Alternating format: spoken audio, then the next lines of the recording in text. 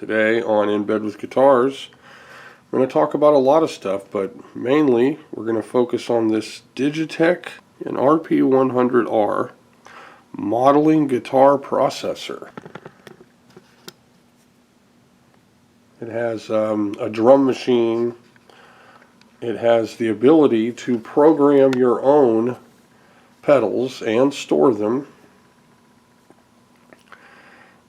It's a metal frame, okay, but it's cheap, kind of old. It can take batteries and it can plug into your outlet, and it comes with an AC adapter. Lots of inputs. Can do headphone out. It can do, of course, speaker out, and I think a couple of inputs. Okay, so yeah, what it has on the back is a controller input. So I guess if you have a control switch, it can use that. The drum machine's okay. What are negatives? Well, more negatives probably than positives. Okay, this is an artist series is what it says. We've got, there's your battery bay. Engineered and designed in the USA, made in China. It looks, at first glance, cheap and plasticky, right? But actually, like I said, this is metal. The bottom plate is metal. The face plate here is an LED board that is, it's like stuck on the metal, and but then has like plastic grooves in it for the LEDs to come out. So this is all lots of little LED lights in here to adjust the presets. Here we have the storage button, the master volume level. I'll clean it up while I'm showing it off here. We have the amp type, and it has amp presets, which, you know, they're pretty good. They're meant to sound like iconic amps from, you know, brown sound, orange style, to,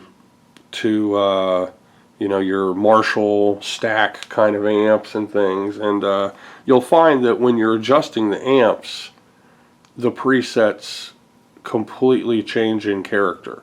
So it can be kind of frustrating and confusing if you set a preset and then you're cycling through the amps. You'll find that none of them sound the same with presets, and some of them are wretched and some of them are okay.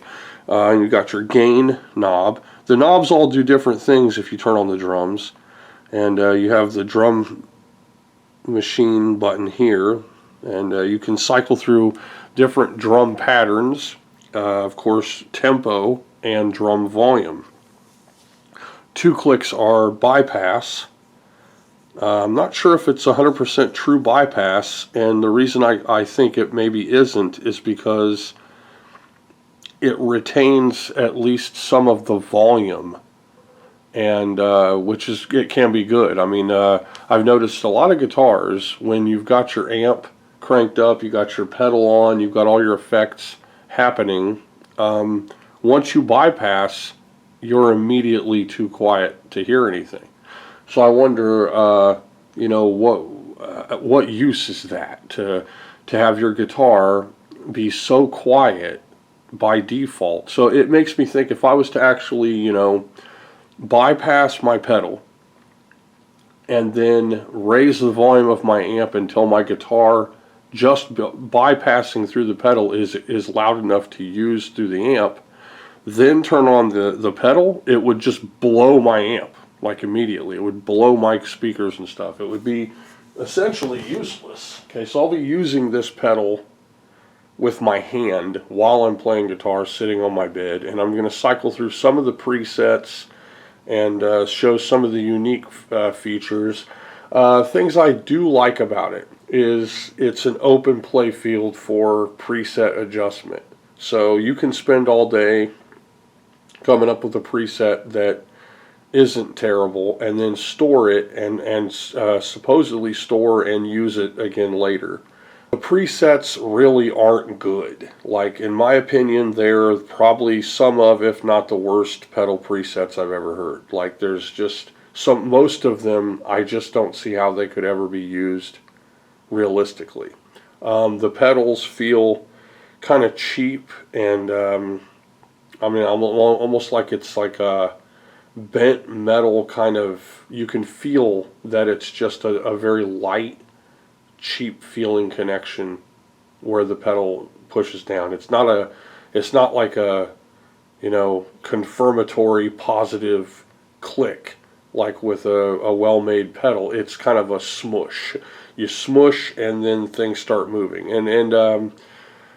I think it's in part, of course, for cheapness, to make the thing cheap, but it's also because you're meant to be able to cycle through rapidly. So you can hold down a pedal. I can hold down this pedal, and if you look, see, it's just flying through the presets.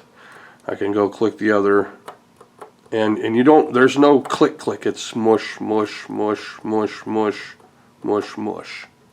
Okay. Also, the knobs are super, super light and sensitive feeling. Like, again, there's no confirmatory positive clicking kind of feel to the knobs. They're just super quick, super fast. And so suppose I want to raise my master volume up. Here I'm turning, and if you look, see? Now it is lined up. So all the way right is 99 and all the way left is 0. But once I hone in on a volume that I like, say I like 88, that way I have a little room to go. Now see, it just went to 89, went to 87, went to 89, there. It took, you know, a little bit of try to get it to actually settle on 88. So let's say I want to raise my gain up a little bit. Now see, it didn't register anything. And now it's just kind of blinking.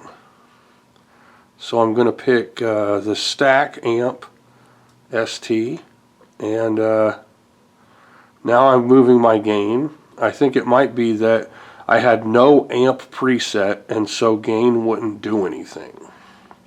And if you think about gain, you know, sometimes it can muddy and overly bassify your sound, add kind of too much of a belly and low that kind of overwhelms everything.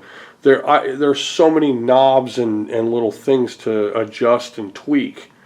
You'll find yourself really, you know, stuck in that mode of trying to tweak it to get it just right, and then you find out, oh wait, it's my mixer, or it's my amp, or it's a setting here or there. When you have so many possibilities, it's not easy. It's not like, you know, a nice distortion pedal where it's got 3 freaking knobs and you click it and it's on. And then, oh wait, that's too heavy. And so you raise the treble and maybe lower the gain. And then you're like, oh, that's just right. And then you never touch your distortion pedal again. You stomp the thing and you get a good sound. That is not what you're getting with this thing. You want to, you know, remember what you set your knobs to, even if you make presets. So that can be confusing. Like when you start it up, it starts up and maybe it doesn't have everything just right. And so you'll want to remember, oh, I had the master volume at 60. Or I had the gain cranked to this or that or the other. And if you're not doing that, then you're going to turn the thing off, and then when you turn it on later, you'll go to your preset and you'll be, why doesn't this sound the same? And it's because you had the master volume set to a specific volume, you had gain set to a specific volume. Maybe you didn't realize that when you set it up you were using a different amp type, and then you get to cycle through all the amp types to find, you know, which one you were using. Okay, so these are sold at, when I bought this, maybe, might have been 20 years ago. This really might be 20 years old or more, probably older. You know, I'm looking through the guitar store, and I remember the experience. I hate going in guitar stores. I hate it because, you know, people say you should always go and physically test out an instrument before you buy it. Like, don't ever buy a guitar unless you've sat down and you had it in your lap and you played it. And I disagree with that. I disagree with it for a few reasons. The first reason is guitar stores don't do advanced intonation level setups and fretwork on guitars that they're just hanging on their wall and selling. That's extra. They're not going to give you $100 to $200 or $300 worth of guitar tech work, on a guitar that's being sold at a competitive price. So this idea that you walk into a guitar store and you take a guitar down off the wall and then you play it and you go, oh, this is perfect. I found a perfect one. This is the one for me. I'm going to buy this. Cute. What's going to happen is you're going to go home, and then when winter comes along, you're going to be like, why are my frets cutting my fingers? Or you're going to be like, why are the strings higher now? Why does it not sound the same? And it's because the amp they had it plugged into was a $1,200 amp.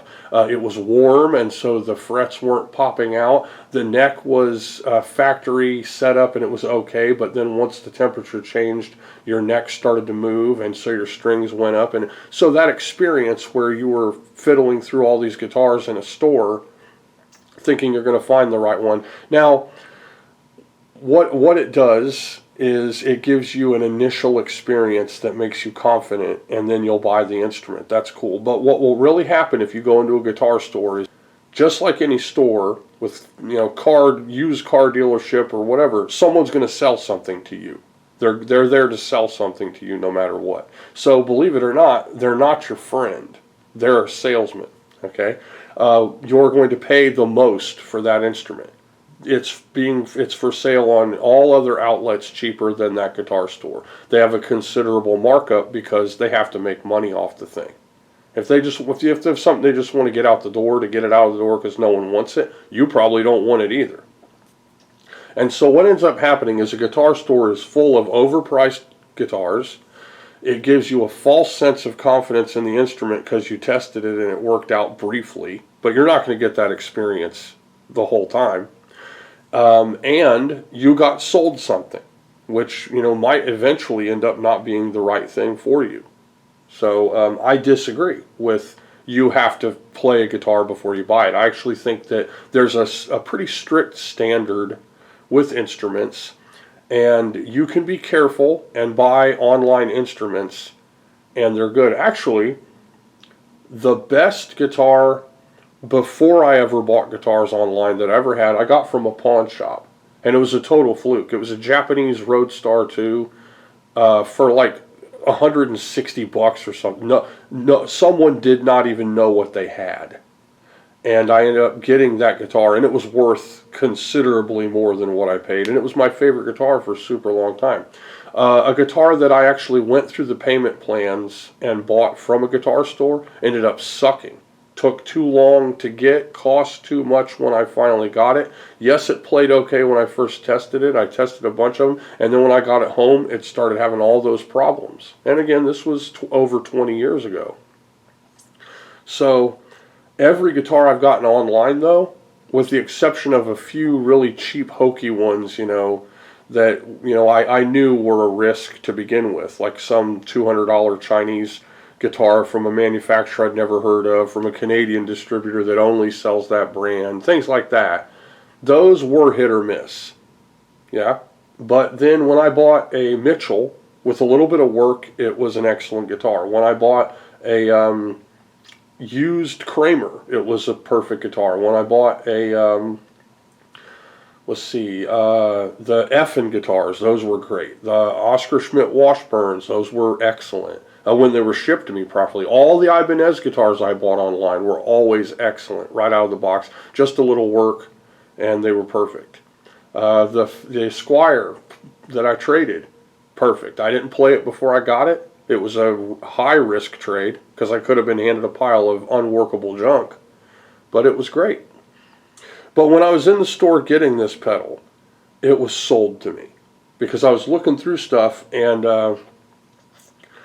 the guy comes up and he goes, well, are you interested in one of these? And I said, okay, well, this one says drum machine. He goes, oh yeah. He goes, that's a good one. So it has a built-in drum machine that's really nice. And I was like, are these good pedals? I didn't know anything about it. He goes, oh yeah, they're excellent pedals. They're like performance grade. They're blah, blah, blah. They're crap. They really are like the lowest tier of pedals. And, you know, I got, it was, you know, expensive too. It might have been $130 to $150 or something, you know. Okay, then I'm buying it. I'm going up to the front to buy it, right? And I'm like, well, I want one of those cords right there. He goes, which one? And I pointed at it, and it was an expensive guitar cable with metal. It was a metal braided guitar cable, and it was like more expensive than the other guitar cables. He goes, well, why do you want that one? It's not. And I said, because I want it to, you know, be tough, right? I don't want it to be able to be stepped on. So he goes, well, those are for performance on stages. He goes, you're never going to perform on stage, so it really doesn't matter. So he just insulted me, like, kid, you're never going to be anyone, you're never going to be anything, so why do you want a expensive, overpriced, you know, heavy-duty guitar cable? He just sold me this pedal like this was going to make me sound like Eddie Van Halen. Then he made sure to tell me that I'll never be Eddie Van Halen by the cord that I was going to buy. Now, I bought that cord, and I still have it, and it still works perfectly fine. I gave it to my son, and it works perfect. I bought this pedal, and, you know, the drum machine was good, but I've never liked the presets. I've never really, you know, gotten into it too much. I'm showing it off today, though, because there are a few things about it that I want to show that are, I think, somewhat unique to this pedal, and just kind of give an idea of what it could be used for. I can never understand how people can play with long fingernails. I mean, I get it, like, if you're a classical guitarist and you know, keep 5 bladed coke nails on your right hand, but I can't have fingernails and play guitar. Maybe I'm pushing too hard, or I don't know, but I can't play with fingernails.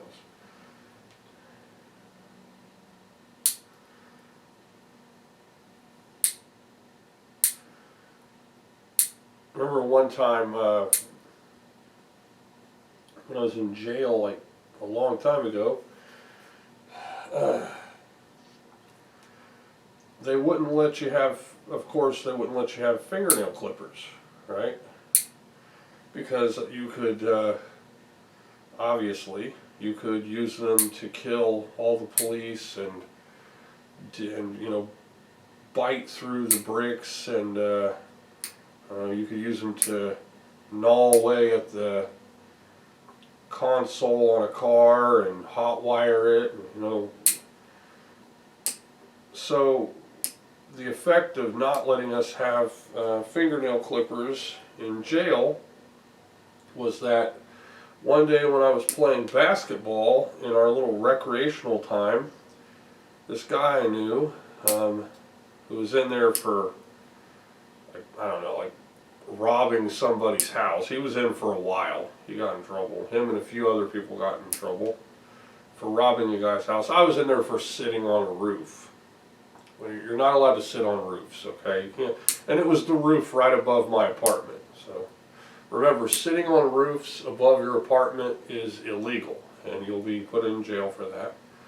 Didn't know, but so we're playing basketball, and I went to block him, and you know, what would have just been, you know, a nubby, light little touch with my fingertips ended up slashing his arm open with my untrimmed finger claws that I had. So, of course, I was allowed to use fingernail clippers long enough to clip my fingernails, right? So, another story that has to do with fingernail clippers I have is I used to play guitar with this really cool guy named Mark. Not the Mark that lives next door to me that got put in jail for armed robbery, then got out, and then committed an act of armed robbery again immediately thereafter and was put in jail again. A different Mark, who was a really cool guy who like refitted a school, like a junior high, into a home. And he was really cool. And we were playing guitar one day at his house, which was basically like a mansion. You know, if you've ever seen when people get these old schools and turn them into houses, it's just gigantic.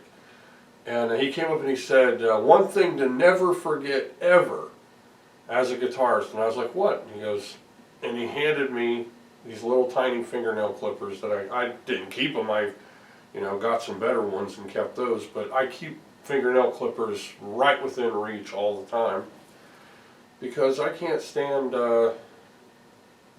my fingernails getting in the way of fretting. Doesn't work. On the side here, I'm setting up a 32-bit Linux distro, so you know, that's kind of, I'm doing lots of things all at once. I'll also be cooking, cleaning, playing guitar, recording for this video with this pedal, and setting up a 32-bit Bionic Pup 32 Linux distro to try to run wine programs better, because wouldn't you know it, 64-bit wine does not run 32-bit programs well. It claims that it has an answer for it all with WoW 64, which is like Windows on Windows 64. But the elephant print, if you choose to read it, details that there's actually wine is a compatibility layer. It's not so much an emulator, is it actually attaches the file to the resources that it would need if it was running within Windows. So it's like it turns the program native even though it's not. But then when you're converting 64-bit to 32-bit, there's an emulation layer that transfers the 32-bit to 64-bit. That sucks. And it makes 32-bit programs run really sluggish and slow and crappy. So a lot of my favorite Windows programs are 32-bit. So I decided to install a second distro to my laptop. This is my potato laptop that runs, you know, like older games, but I like it a lot. And now I have Windows 10, which will never be online or updated ever again. Fossa Pup 64, which is what I use to go online. It's very fast, and it runs 64-bit programs very well. And now Bionic Pup 32, which I'm testing. And actually, with the first wine that I successfully installed, it ran GTA San Andreas immediately, which is a good sign. Alright, so let's try the first setting. I've got the volume at 88. The gain's about mid. And we'll just start with the first amp type. This is off.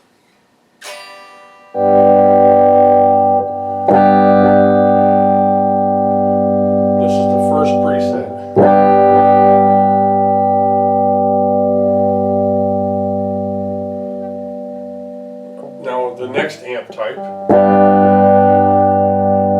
Next.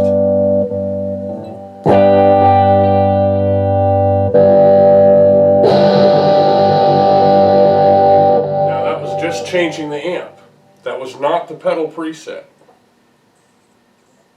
Okay.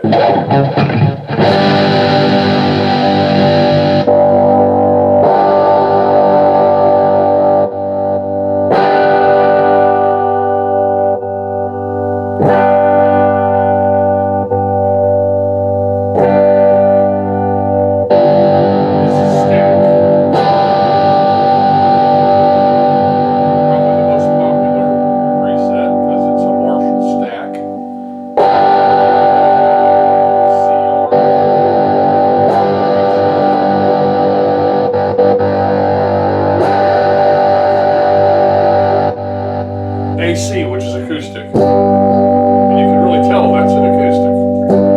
So we'll go back to static. That's the first preset.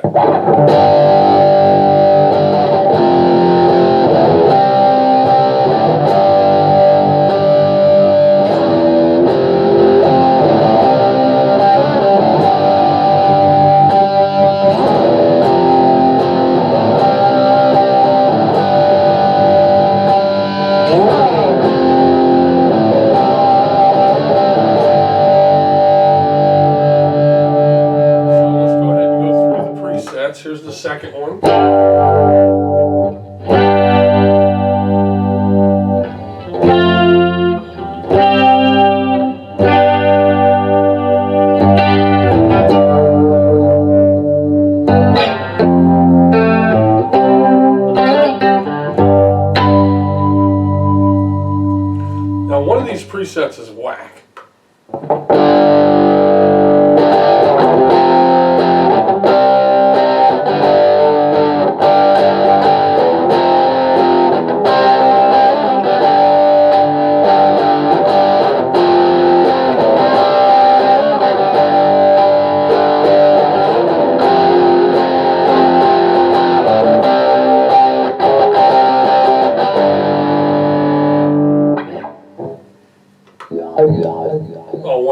Okay, so this is if you want the word ya ya ya ya going over and over again as you play. Ready? So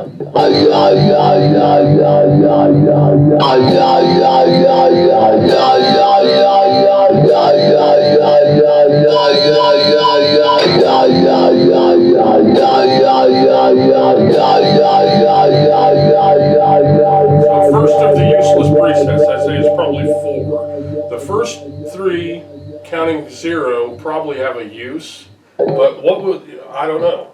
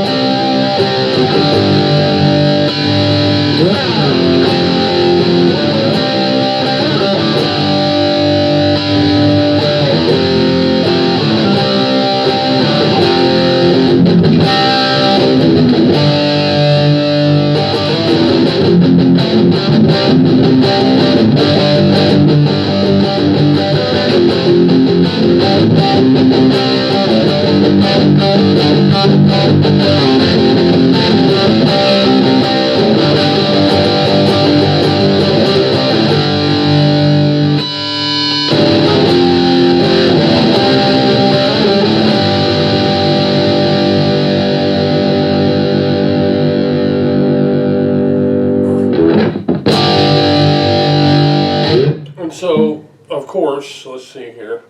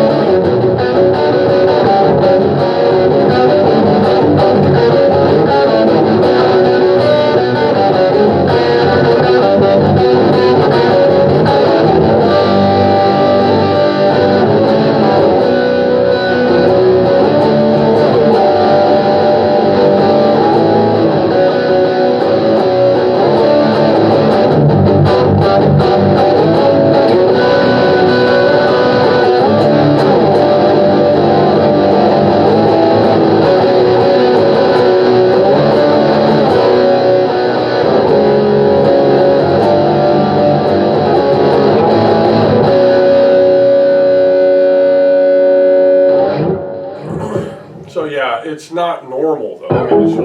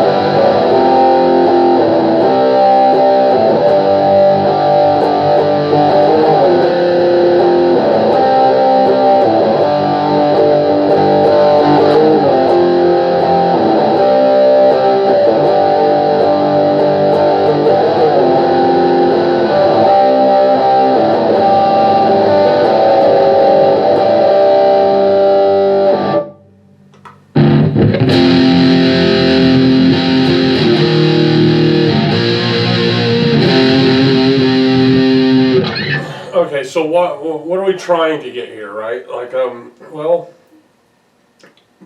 distortion is really from tube amp days when the tube amp was pushed harder than what the tubes were meant for, and it would cause a breaking up kind of sound. So that was kind of part of the beginning of rock and roll, and so it got electrified and manipulated and condensed and sustained and fuzzed and everything else, flanged and chorused and all that stuff, to work with that breakup that was born from tubes screaming. What do we have? Just bypass here. As you can see, it's not very loud.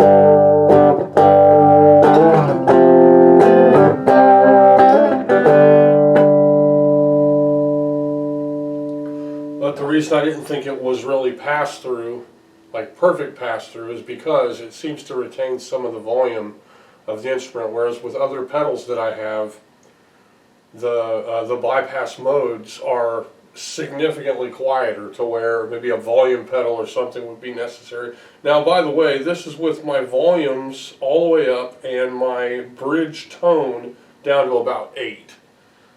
Just to calm it down a little bit. These are zebra pubs that come with the Studio LT, which is what this is. It's a Epiphone Les Paul Studio LT. One of my favorite guitars, and I mean, I say that about all my guitars, but this one is special. I really, truly love this guitar. When I first got it, I did some work to it, added the cool decal and everything, and then I've just been like playing it. I did the frets. The frets are so good. The frets turned out so perfect on this. And what I mean is I leveled, crowned, and polished the frets. I didn't like put new frets on this. I haven't done that yet to anything. So one of these days I'll get, you know, fret pullers and a fret press and some fret wire and maybe some fret radius gear, and I'll install frets on a neck, and then I'll do the level crown polish and all that stuff. But I've never installed frets. When I say I did the frets, I mean I level crown polish. Try to do that with all of my instruments so I can become, you know, intimately familiar with the fretboard and the just how good the frets are, you know. And I know a lot of people don't play on the neck, but I find myself doing that a lot. Just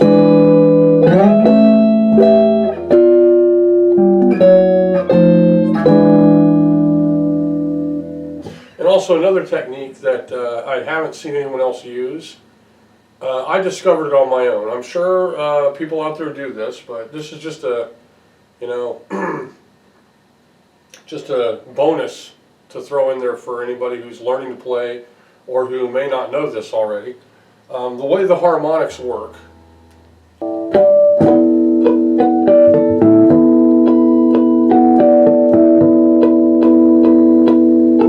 And you can get them to work in places where they're not necessarily supposed to. But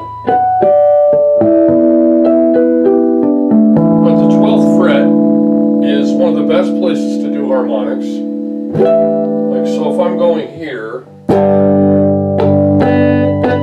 I know that this harmonic can be wrung out with my finger just resting there. So let's go ahead and go back to the frets. There, that easy. My finger's just barely resting on it. I can go.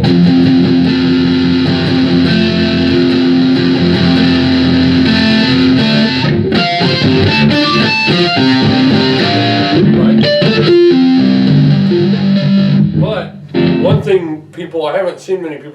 what you can do is you can rest your palm on the other end of the fretboard, and then your harmonics are higher. So you got your first note, here's your second note. That's by putting my palm on this side. So harmonics can be activated from either side, and if you activate them from this side, then they're behaving like the opposite side. So here's that note from here.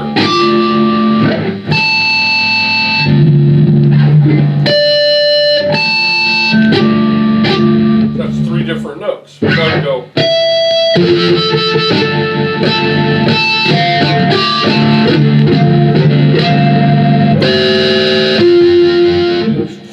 So you can easily have 2 different harmonics.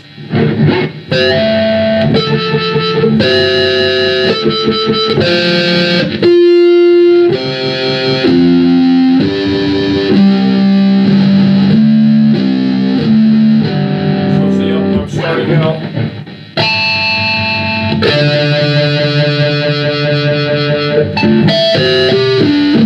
That's all just with my palm. Those are your harmonics. So one of these is going to freak out. I don't know which one. Kind of a bright, chirpy one.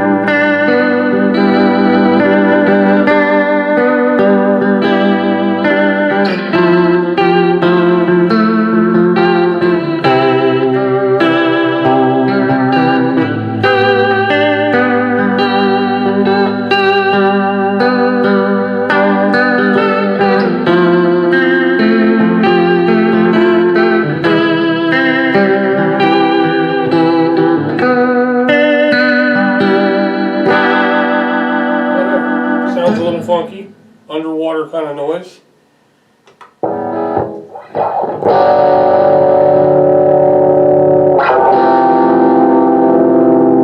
we're on the 11th preset. Oh, that's like detuned. Okay, we've got our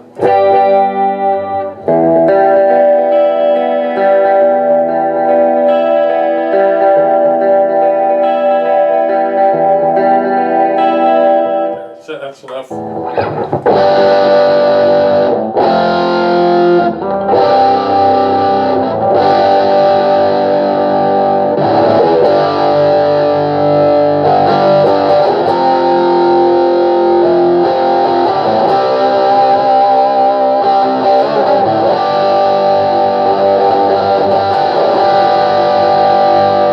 awfully bright, but that might have a purpose. I think it's a little too much fuzz.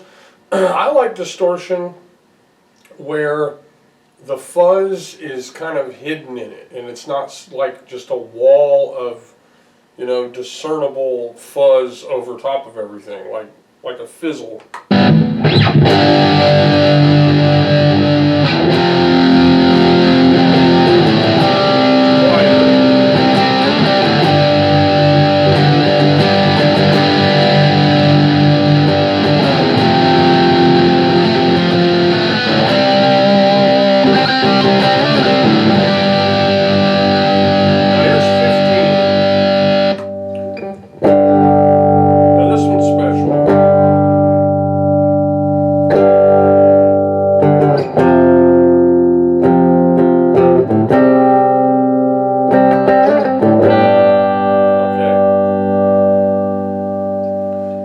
change the amp type.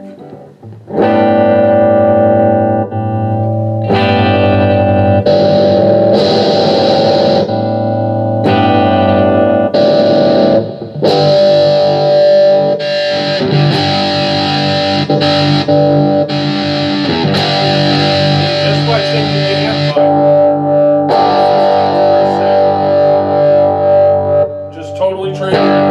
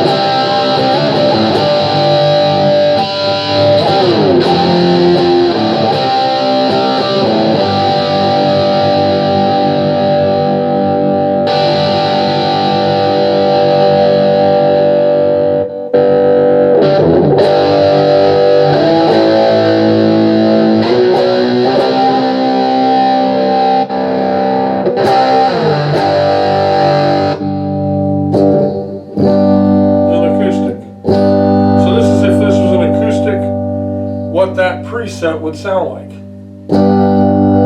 All in one of the pedals.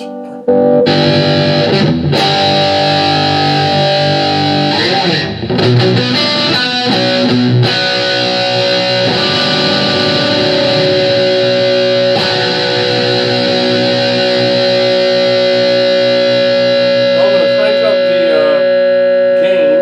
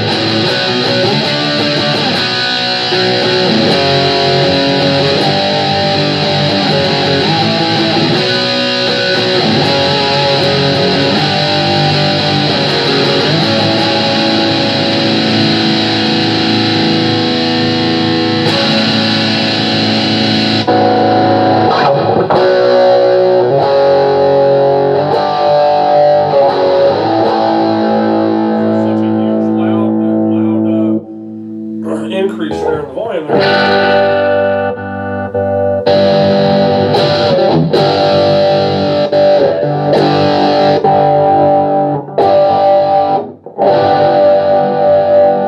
Now we're on 18. Swell. That's a controlled swell though, so it doesn't,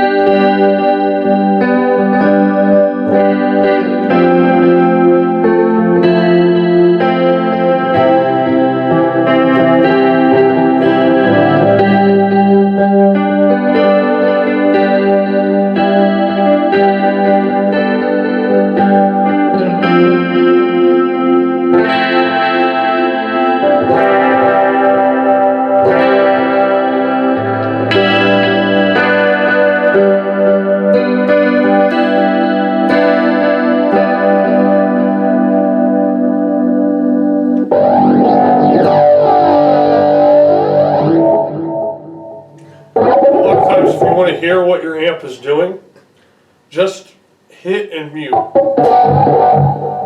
That's echo.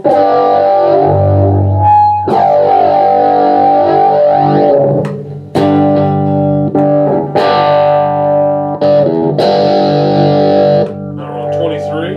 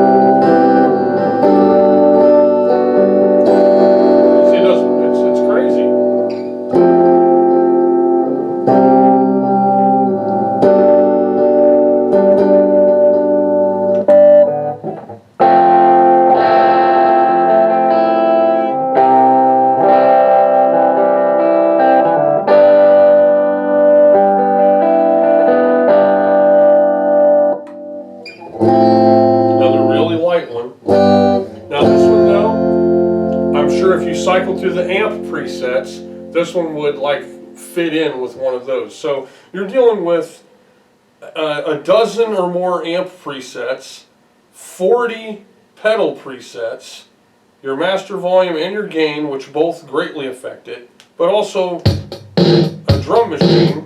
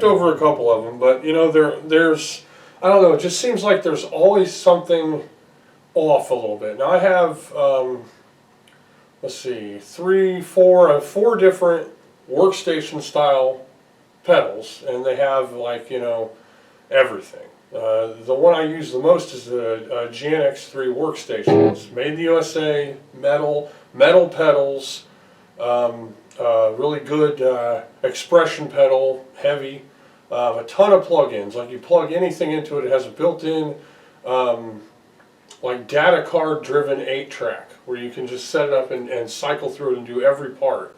Bass, vocals, you could do drums, throw drums. I think it has a drum machine built in. It does everything. Like, in theory, you can just make an entire song using the GNX3 workstation. It is a little bit older tech, so I don't know like what the bit data rate is of the song you're making, but it is at least enough to put onto a card, and then that card can be used on a computer. So this guy is your entry level. I think there's actually one beneath it, but this one is a step above it. Then there's another one that's like this that has the 2 pedals, but then it has an expression pedal on the side, and it has a couple more features. And these are good for just, you know, having fun. If you don't want to crank up all your whole setup. Like for me, usually if I play through my GNX with my large system on, I have to turn on you know, a decked out Porta Studio, the GNX, a second pedal, probably my MIDI instrument interface. I have to balance the mics, and I have to turn on a mixer, and all of that has to be on. Whereas if I just want to play around or practice, have some fun, I can just turn this on and plug it, bypass all that other stuff, and go straight into the back of my mixer, and it's easy. So.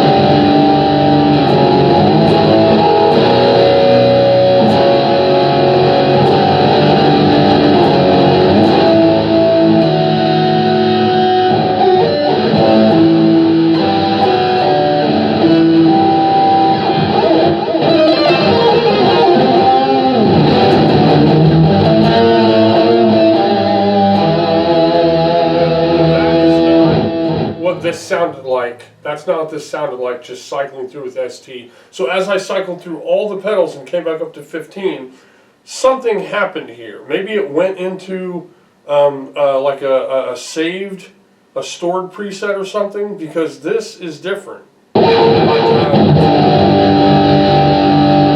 don't even know. Over here you can look and it says compressor, amp model, it says everything here that goes along with it. Equalizer, cabinet, effects, delay, reverb, and then you can make up your own and then store it. And it will, it will work with that. It's not 100% useless, but, I don't see anybody using this. But, you see people playing, and they've always got, like, one of those boards that has a ton of boutique pedals that are $200 or $300. Like, they've got, like, an original Klon on there that's like a $2,000 or $3,000 or $4,000, and it's basically just a tube screamer or a distortion pedal with a cool circuit. These break, and I've taken care of this for decades and been careful with it, but I've had to clean it out and stuff because these get kind of mushy and stuck. This is not something you want to take out, because if you step here, you're going to break off the knob. If you're reaching down trying to hit a machine, with strobes or dark lighting or something, you're not going to be able to set up the right stuff for your drum machine. And as you cycle through the pedals, there's not enough gap here to avoid accidentally hitting bypass. It's just so much. This is really like a practice kind of, for your own home, and it's a modeling guitar processor, purely digital. But yeah, if you just listen to this sound, though, I haven't heard too many things that can come up with this right here. What is that?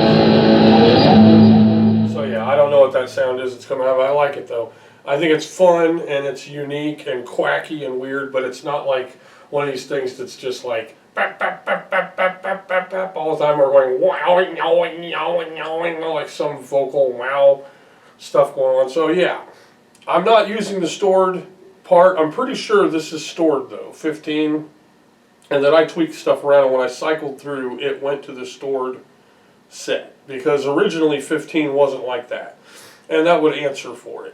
So, you know, so looking at the RP100R, is it worth getting? Probably not. I mean, it's old, and if someone's selling them on eBay, you know, who knows what they're selling them for. It looks like you can get one without the adapter for about 40 bucks here. And so it looks like the same, it's exactly the same. Well, this one, I don't know if that says artist on the front of it. I'm going to check it out and see. I'll see if it's any different.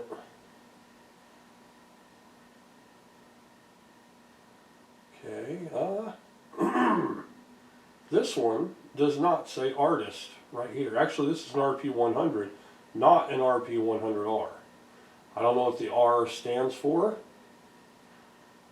Here we go. This is a RP100.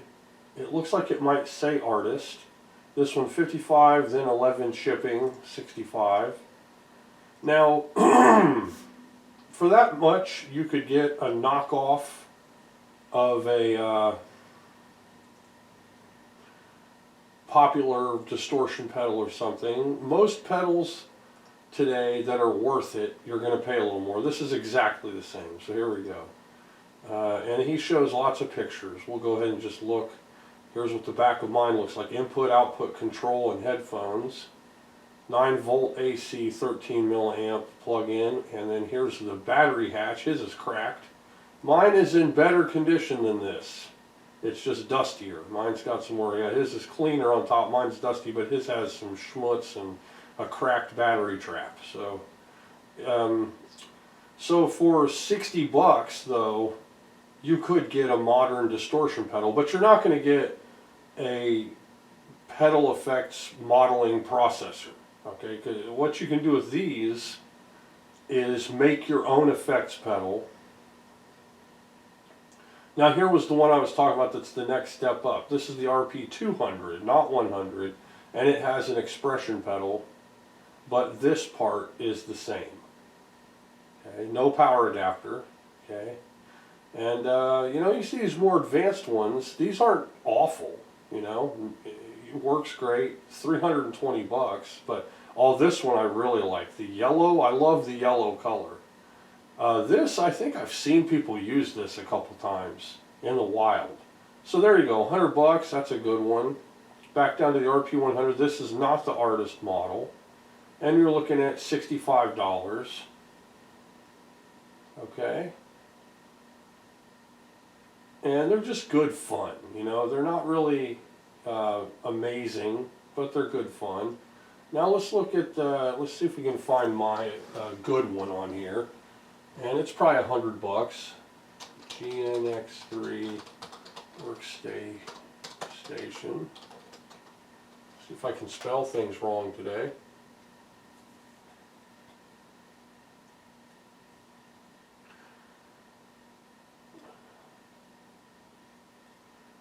And of course, it's not showing up. There we go. Okay, DigiTech GNX3 workstation, 155 and then 3550. Here's the manual. I've got the manual for mine, but this has been printed and bound. Mine is like, you know, whatever, the one they sent with it. It's not, this is like copied, like photocopied or whatever. And what you can do with these though is really kind of out there. Like you can do, like I said, it's an 8-track recorder. It is an 8-track. There's your pre-owned one, and this is more realistic.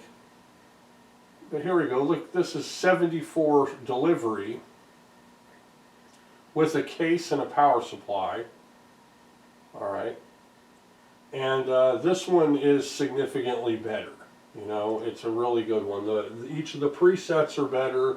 There are a couple presets out of it that I actually like just the way they are. But You can create your own presets and store them and save them. It's got your Learn a Lick, where it will play a song and then show you what to play. Your double click bypass, stomp box, amp adjuster, chorus, mod, distortion, control. Everything's here. This is an amp driver pedal. They all have identities, but then they can also be used to switch through presets. And the presets are part of the wheel or part of these two cycling pedals. This is the 8-track with your built-in drum machine. And this one's all metal, made in the USA. It's better components. Doesn't use batteries. If you look at the back, you've got all kinds of inputs and stuff going on. Part of the Audio DNA series. These were the best. Here's the card slot. Mine's got the largest card that it will take, and so it can record a ton of music. You can just record a ton of stuff. 8-track digital recorder, level pan, drum machine, setup, remaining time, each of the tracks. You highlight a track, you record, you move to the next track, you play the track with it, you record.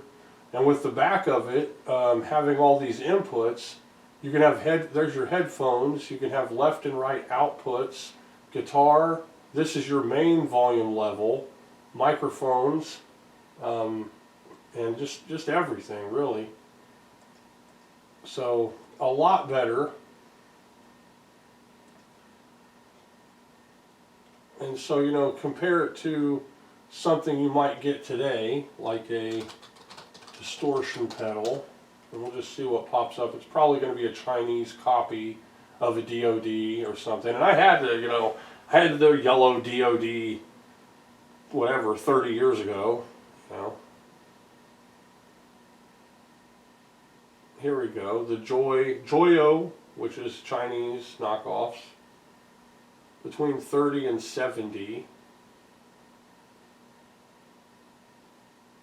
So for one of these knockoffs of a boutique pedal, you can get a modeling processor. Here we go, here we go, here we go. Boss DS1. This is the one everybody's got to have, right? It's a stomp box. You just stomp it, it clicks. You got your level, tone, distortion. Pretty sure it's true bypass. And there's a classic one, the DS2, and it has a little extra knob. And this is old. That's not like a remake. Pre-owned. This is the new remake. This is brand new, based on the original. So yeah, and what did we like back in the day? There were, what were they called? Rat? Was that what it was? There was one everybody had. Let me see, Rat.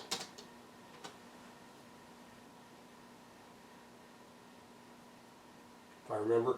This is a new Linux I'm playing around with. I found out that Linux 64-bit, even though it claims to be able to do 32-bit stuff, there's a super rat. It actually creates an emulation layer to convert 32-bit to 64-bit, and it sucks. It slows down everything. Here we go. That's your rat distortion pedal. Okay, this is what they had back in the day. These are supposedly really good ones. Everybody's copying off them. I thought it was spelled with 2 T's.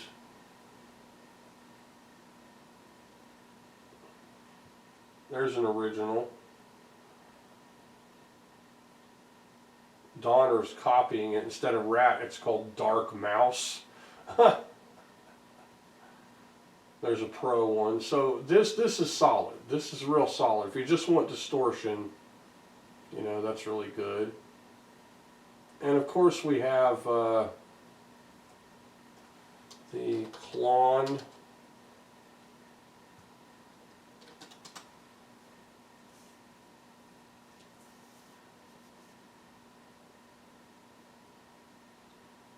So we'll see what that does. There we go. These are the clones, Klon clones, what you call them. And this is a burnished metal. It's not, the original is like a gold, bronzes gold kind of. Like these new ones, you can tell this is not right because it's got kind of a, I don't know, a glittery, speckled look to it. Another effing clone. And then here you have the, this looks like the original to a degree, but the original has a different shape to the square that gives it away. And they're thousands of dollars. Like the Klon's got sought after. The Heisenberg face there. And see these edges here. These edges are what are on the original Klon. So if we go up here and say original Klon Centaur, but they are they're thousands of dollars, and they didn't start out that way. And they started out for, you know, maybe a couple of hundred as a boutique distortion pedal, and then they went, you know, bananas. Like everyone had to have one, and so they said, okay, these are like, you know, going viral, and so they became the pedal to have. Yeah, here we go. Klon Centaur Professional Overdrive Silver, non-horsey. You can see the edges in the metal, certain type of knob, $4,200 before shipping. So that's the real one. And here's the actual original real one. Klon Centaur Gold, long tail overdrive guitar pedal. Japan used legendary working. This is supposed to be real right here. It's got the soft edges that give it away. A little bit of speckling, which I don't know, it's probably real. And it is a ridiculous price, $6,660.14. Okay, it's an Apple computer. All right. There are supposedly really great clones of this pedal, though. China has cloned it, and there's videos all over the place where people are like, can you tell the difference? And you kind of can, you kind of can't. You know, it's like if you tweak it just right, it sounds exactly like one. So here we have real ones, and that's 12,000, 13,000, 13,000, 10,000. They're all from Japan. That's just insane, right? That's insane. Am I wrong? That's insane. Get a clone. If you're going to get a Klon, get a Klon clone. If anything, Klon pedals are proof that if China knocks something off, it makes the originals more valuable. That's why I've always thought, you know, why bother trying to stop China from copying Gibsons when all it does is makes original Gibsons that much more sought after and valuable. Also, and I said this in a comment about a comparison video I just saw. This guy compared 4 black LPs from different manufacturers. One was a Firefly, one was a LTD, one was the Epiphone, and the Gibson. The Epiphone being inspired by Gibson's series, which is, you know, between $1,200 and $1,500, really expensive. The Gibson being a $4,000 instrument. The Firefly, I think, was $200 or $300, and the LTD was around that. I think $500 or $600. Okay, and I said, now that I've played enough Epiphones, which I've got a few of them now, I really love them. It makes me wonder why anyone would ever buy a Gibson when they could just buy an Epiphone. Like, this is a couple of $100 Epiphone, and this guitar is absolutely excellent. It plays so freaking good. It sounds so good. Now, what did I do to it, though? I put a decal on it, and then the bridge that came with my November Burst Epiphone, which is a really high quality, you know, I think they were up to 1,000 at one time. They've dropped down to about between 700 or 800 if without a case. I think it's 800 or 900 with the case. It's a good Epiphone. It's very much like a Gibson. And what I did was I got a roller bridge for mine. And I went ahead and installed the roller bridge, but then I had the really good remake of the Tune-o-matic left over. This one came with its own Tune-o-matic, which was a little, like, about a 1 or 2 rungs cheaper variety that comes with the cheaper Epiphones. And so I put the higher quality, arguably higher quality Tune-o-matic that came on the November Burst Epiphone on this guitar. That's the only thing I did to it, other than, of course, the complete, setup. I mean, I did the frets, I set the instrument up completely intonated and everything, the way it should be done, but I didn't modify anything. It's got the pickups it came with. It comes with just wailing loud, awesome zebra puffs that I totally love the pickups in this guitar. I love everything about the guitar. And some people think that all studios are like flat. They're not. This is a studio, and it's got a baby belly, just like my November Burst has one, just like my Gold Top Washburn has one.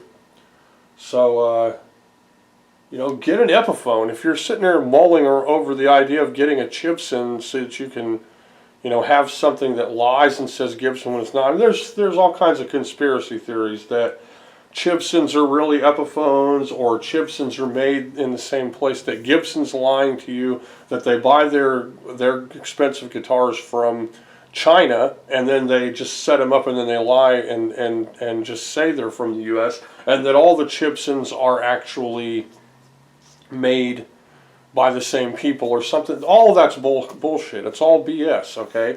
None of it is made in the same place. Epiphone is made in a place where Gibson reps oversee it. People hired by Gibson to run the Epiphone plant are there, and they take pride in their work. They make really great instruments. Gibsons are from a dynamic variety of different producers that are all making, replica, knockoff, fake Gibson guitars. And almost none, I'd say probably 95% or more, don't have nibs on the necks. They don't have the break angle of the headstock. And they have lots of little telltale signs that will immediately give it away as a fake. Yes, they can be set up right. Yes, they can sound pretty good. They might be made of okay components. Nothing wrong with any of that. They can be modified. You can get a Gibson and put $1,000 worth of actual Gibson parts in it, but if you're going to go that far, just spend $200 or $300 more. So let's say you spent $200 or $300 on your Gibson, and then you spent $800 to $1,000 getting all the real Gibson pickups, bridge, knobs, pots, nut, tuners. You're pushing money. You're really getting up there where you're going to be between $500 and $1,000, somewhere around there, depending on how much you're doing to this guitar. You might even need to refret the thing if you really want to get into that realm where it's going to be just like a real Gibson, right? Just get a Gibson. And then if you're saying, oh, well, I want a Gibson, I'm going to spend $300 and I'm going to get it and, set it up and then it's my Gibson, just get an Epiphone. Because if you're going to spend $300, you can get a Studio LT for $300. You can get a 100 for $300 or less. There are amazing Epiphones that are going to be real. First off, they're going to be real. Now, I don't own any fake instruments at all. I do have, most of them are Chinese or Indonesian. I got a Maiden Neptune Kramer that might be Japanese, maybe. So I'm not saying, oh, buy only American and stuff, but it's, I don't know, like Squier has great stuff. I've got a Squier Telecaster. It's incredible. It's a really great instrument. It's nice and heavy quality components, sounds really super good. My Epiphones are all excellent instruments. So,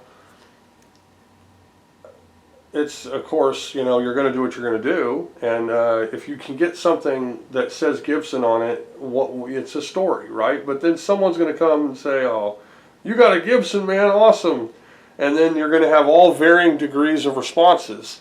You're going to have the "it's a fake" whisperers. They're not going to try to break your heart in case you got lied to. You're going to get the "this is fake and I know it" guys who will say nibs wrong, knobs wrong, sound is wrong, pickups are wrong, frets are wrong, headstock angle is wrong. It's all wrong. You can tell that the way the parts on it, the lining up of the name and the inlays, that's all wrong. They'll point all that stuff out. Then there'll be someone that says, "Oh man, that's worth thousands of dollars." And then what do you say? "No, actually, that's a fake." Yeah, and then you can follow it with, "But it's just as good. All you're paying for is the name. Who really cares?" And stuff like that. There are guys out there. I've played real Gibson LPs, but I've never owned one. And I can tell you, the Epiphones I have play as good. I don't know about sound. I mean, the pickups in Gibsons are usually pretty good. And, you know, the extra level of detail helps out a lot. You know what I mean? But Gibsons age rapidly. The way they're lacquered up and stuff, they really react to the sun and to the weather and the environment. They have a method where they know you're buying into the experience. And so if you can get that thing to kind of self-relic itself through sunlight and age and weathering and temperature and play wear, then it earmarks it and it has its own appeal. It's your Gibson, right? And so I'd be even more interested in getting a high quality Epiphone than probably getting a Gibson. If I had the money, of course I'd get one, but you know, I'd be really picky about it. I love gold tops. I don't want any fruity colored ones. You know, I want it to be a certain type. I'd probably get something with real P90s, just to have something with P90s. You know, just to give it a try and to hear how it sounds and to have something that's really worth it. But I'm not interested in a new one that self-relics, you know, that changes colors over just a couple of years or cracks just because the weather changed or something like that. And my point in all of that is, why spend $200 or $300 on a Gibson when you can spend $200 or $300 on an Epiphone and you got a real thing? Your Epiphone is not a fake Gibson. It's licensed by Gibson and it's a real instrument. As much as a Squier is not a fake Fender. It's a real Fender guitar. It's just their series of budget or intermediate, you know, made in Indonesia, made in China, where the costs are much, much less to manufacture them. And, you know, guys out there I have a lot of respect for, like Daryl Braun. He compared Fenders with Squiers, and he landed on the Classic Vibe series and said, "Hey, this right here is just as good or better, and for the money, you know, it's the best deal." So they've got the Made in Indonesia standard series where you can get your spaghetti letters on. Sure, you can have something that says Fender. Great, $600, $700, right? Or you can spend $400 or $500 and get a Squier Classic Vibe, and it might even be a better guitar. Like, it might actually just be a better, all around better instrument when you do that. And Epiphones don't have that nitrocellulose that is going to age rapidly and crack and weather rapidly and have all those like marks and stain kind of feel to it and gumminess that you get with the expensive Gibsons. It's going to be a different experience. It's an LP that's made to last and it's made to work hard with. Now, arguably, you know, the biggest sell is that, you know, experience of a Les Paul. But when you're like me, it's not like that. I can't say that I think Slash is the greatest guitarist ever, or, you know, I want a Greenie because of, you know, whatever, Buckingham and Nick's Fleetwood Mac, you know, crap rock blues arrangements. None of that appeals to me. I don't look at any of them and go, I want that guy's guitar. I've been playing guitars and never caring about a signature series of any kind for ever since I first started playing. You know, and so I was never choosing on an instrument because of that. I 100% pure choosing by how it feels when I play it and how I like to play it and how it sounds. And you know, I think that the maturity of a person and the way they're brought up and how they approach guitar playing and who they may or may not idolize all comes into play. Like when you're listening to people on these videos, you're hearing someone play guitar, but if they got a $300 guitar and a $600 guitar and a $3,000 guitar, who's to say that some kind of like internal mechanism is making them play that $3,000 guitar better, no matter what? Like they need to be blindfolded, like you know, Anderton's does, where they blindfold Danish Pete, you know, and he's up there and they're going, "What guitar is this?" They're trying to make it to where you can't, you know, you can't infect it with your own mannerisms that were built up from your guitar worship phase, right? So I can't say, oh, well, I knew all along LPs were the greatest because I like Guns N' Roses. It was never like that. I got my first LP that I owned was a Oscar Schmidt made by Washburn gold top with dragon inlays. I'm a Sagittarius. Chinese Sagittarius is the dragon. So I thought that fits my zodiac. I like the guitar. It's beautiful. And it was one of the only instruments I ever bought thinking this is going to hang on the wall and never get played.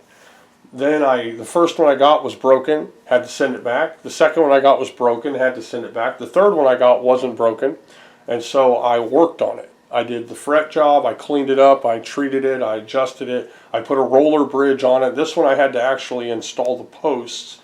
So I had to put a dowel rod wood in there to fit in there and have it cut perfect and then re-drill to get new posts into it. A lot of work went into it. And it ended up playing really, really good.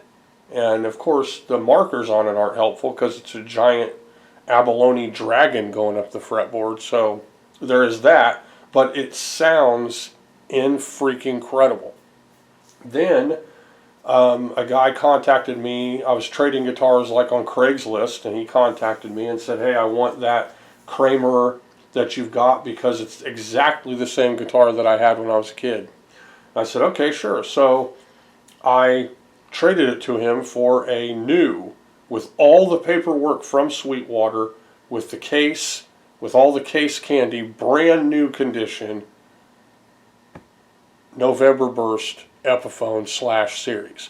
And I've done work on it, and I absolutely love the guitar. I love how it sounds, love how it plays, love everything about it. So then I bought this Epiphone coming out of that, because I looked around for a whole bunch of them. I wanted one that had the arch, the carved top. I wanted one that was no frills, like a studio, but I didn't want it to be flat. I saw that it had the zebra puffs. I liked the neck, and I got it. And then I did some work. I've got an earlier video where I did work on this instrument. I put the decal on it for, you know, Asuka. It's my favorite anime character here. And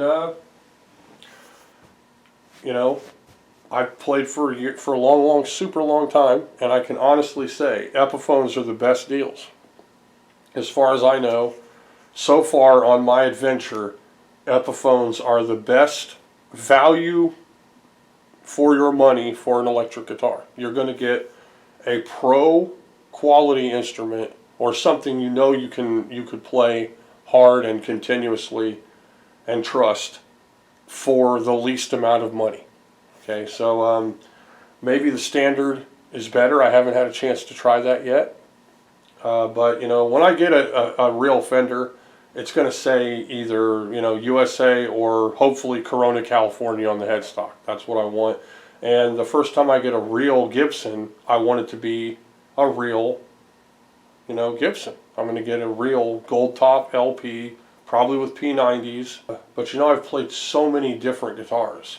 The most expensive instruments I've played are probably high-end Ibanez guitars that I've sold or traded in the past. And, you know, other than that, this Epiphone November Burst, it's pushing, you know, the most expensive, and I didn't pay for it. It was on a trade. And I really hope the guy's happy with the made Neptune Kramer from the, whatever, the late 80s, early 90s. Said it was his first guitar when he was a kid, and it was gorgeous. You know, I love the Kramer body, the Pacer style body that they have. That's kind of an evolved form of the Stratocaster body. But I veer from all the floating bridges and stuff. I'm realizing my style, and the floating bridges aren't so important to me anymore. So yeah, today was the RP100R by DigiTech modeling guitar processor. I hope you enjoyed the video.